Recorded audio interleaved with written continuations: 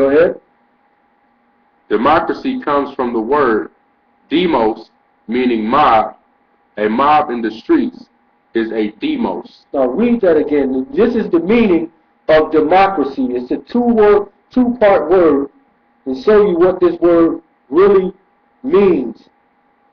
Go ahead. Democracy comes from the word demos, meaning mob. A mob in the street is a demos. Go ahead. Demos-ocracy. Ocracy meaning rule. Demos-ocracy, or democracy, meaning mob rule. You might say that true democracy is like 35 whites hanging on one black. Whoa, wait a minute.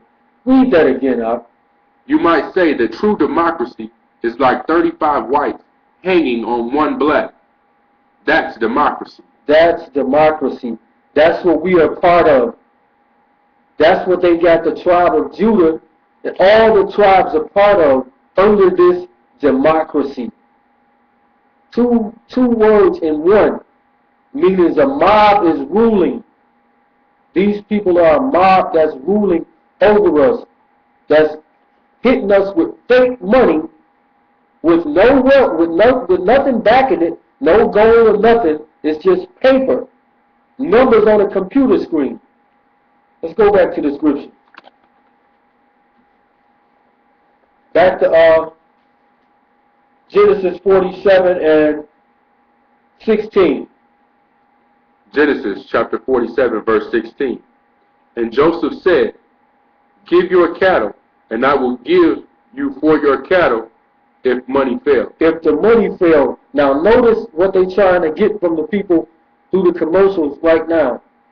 Bring in your gold. Bring in your gold, and we'll give you this paper for your gold.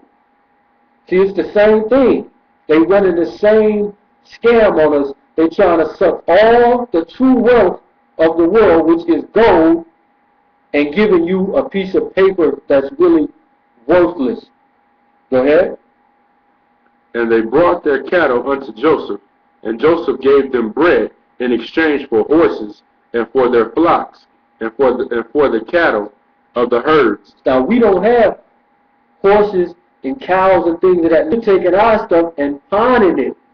We're taking and pawning cars and, anything that you can pawn, VCRs and TVs, to do this now. Go ahead. And he fed them with bread for all their cattle for that year.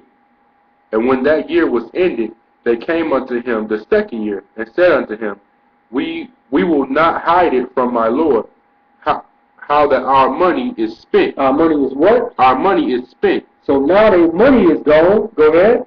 My Lord also hath our herds of cattle. There is not aught left in the sight of my Lord, but our bodies and our lands. But our bodies and our lands. Go ahead. Wherefore shall we die before thine eyes, both we and our land? By us. Do what? By us. By us. So these people are so hungry right now that they're willing to sell themselves and become slaves. Read that from the top again. From verse 18. Yeah, you can read from 18. When that year was ended, they came unto him the second year, and said unto him, We will not hide it from my Lord, how that our money is spent. My Lord also hath our herds of cattle. There is not aught left in the sight of my Lord, but our bodies and our lands. Wherefore shall we die before thine eyes, both we and our land? And our land. That's key. Remember that. And our lands. Now we're going to go into the Josephus and show you how desperate people will become when they starving. Start right here at 3. Okay, this is the Josephus, the War of the Jews, Book 5, Chapter 12, Section 3. This is what will happen in severe hunger. People will do the unthinkable. Go ahead. So all hope of escaping was now cut off from the Jews, together with their liberty of going out of the city. Page is 723.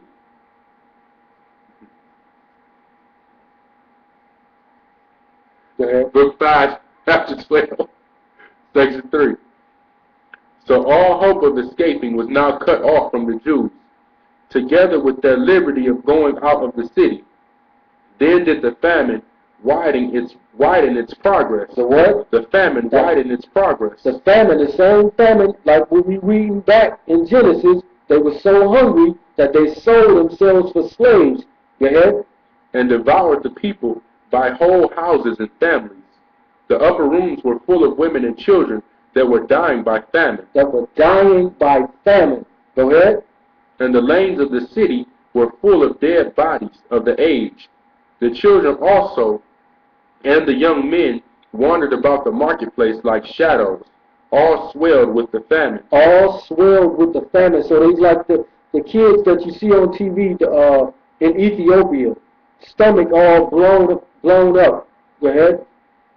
And fell down dead wheresoever their misery seized them.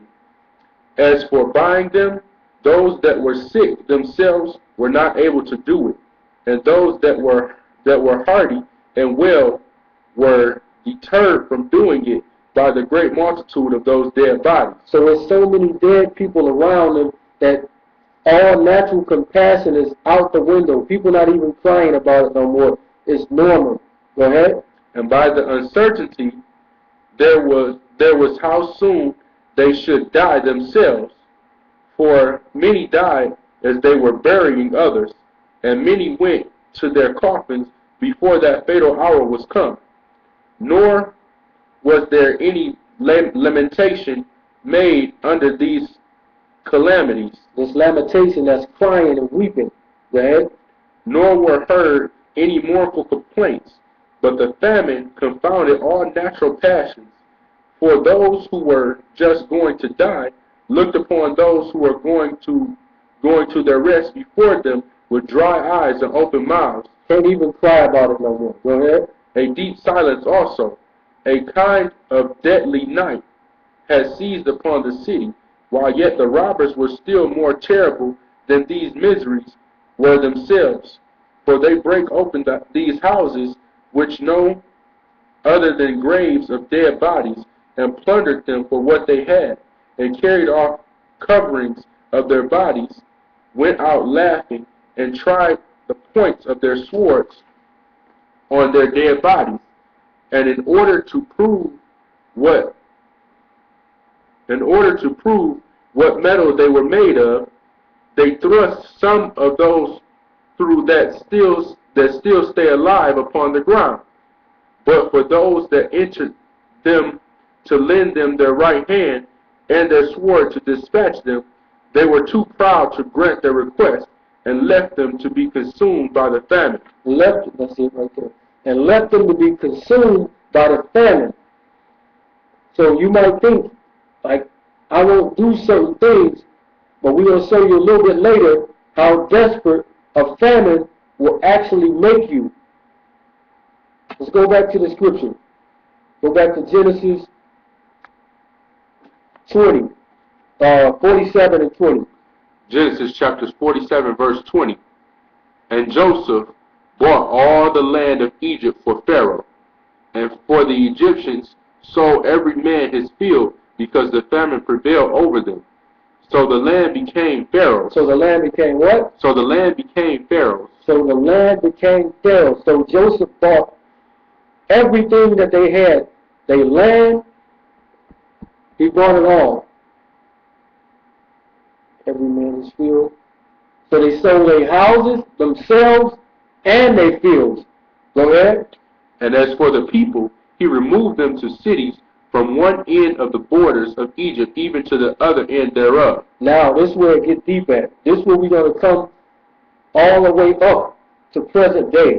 He says, as for the people, he removed them to cities from one end of the border of Egypt even to the other end thereof. So they made the people move from where they were to where they wanted them to be at. Now we're going to take y'all to an article. We in Detroit.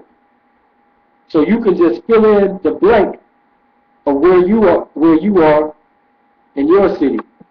So you can see. This is from ABC News. We're going to read this and show you what they're doing in Detroit as we speak. Go ahead, read that. Okay. This is the tale of two cities. On the edges of Detroit, there are neat bungalows, tidy lawns, and thriving shops. In the middle, miles of vacant lots and broken down homes, so empty that peasants are moving in. Basic services are too costly to keep up. What? Are too costly to keep up. That's your money failing. Back in 14 it says, and 15 it says, and when the money failed in the land of Egypt and in the land of Canaan, and the Egyptians unto Joseph said, give us presents, for the money faileth. That's what's happening in Detroit and all the other urban cities around the country. Go ahead. Detroit is dying. It's doing what? Detroit is dying. Your city also is dying. Go ahead. So Tuesday night, the new mayor, former NBA star Dave Bing, delivered some tough love for this struggling city. I am unveiling a plan to demolish 3,000 dangerous residential structures this year, he said. Go ahead. In its heyday, nearly 2 million people lived here in Detroit. Now it's fewer than half. The city is so huge that San Francisco and Boston could fit within its borders with room left for Manhattan. But a third of Detroit, too scarcely populated to function. Now more than 10,000 buildings could be demolished. We are a city of in a huge financial crisis. In a huge financial crisis. Money is failing. Go ahead. We've got to make some hard decisions for ourselves. First, the abandoned homes will go. And what now? Now what's going to happen when these houses go?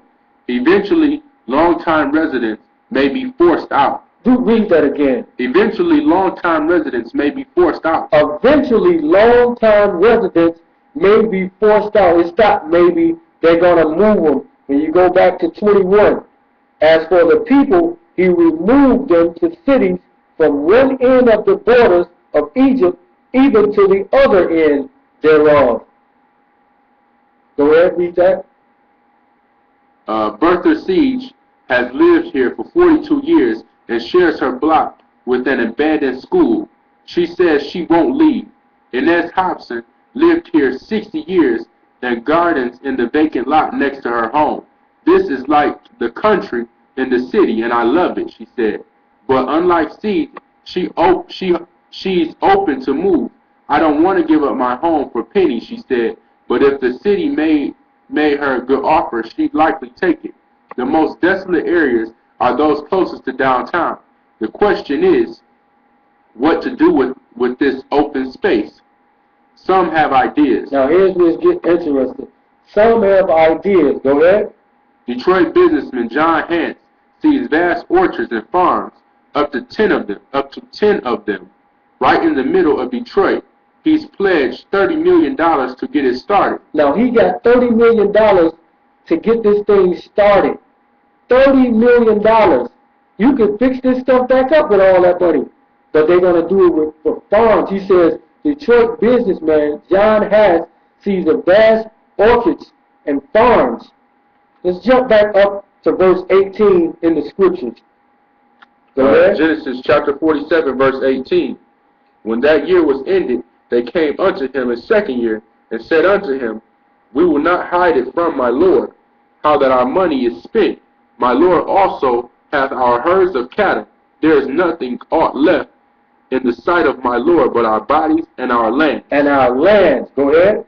Wherefore shall we die before thine eyes, both we and our land? Both we and our lands? Buy us, and buy our land for bread, and we and our land will be